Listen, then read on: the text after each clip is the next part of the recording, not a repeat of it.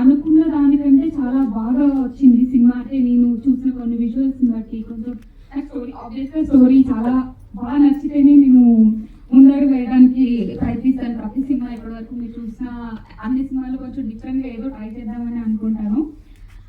Lisa cinema కూడా అలానే నా దగ్గరకు వచ్చింది.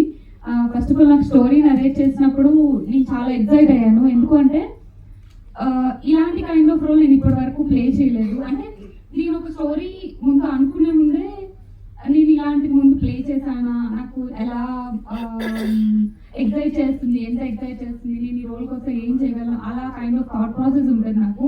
సో ఈ స్టోరీ వినగానే చాలా ఎక్సైట్ అయ్యాను, ఎలాగైనా చేయాలి అని అనుకున్నాను.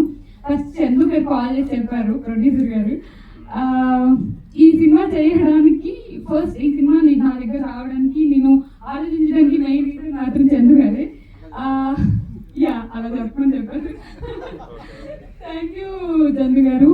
అండ్ మా ప్రొడ్యూసర్ దుగ్గిరెడ్డి గారు, thank you so much for considering me for this role because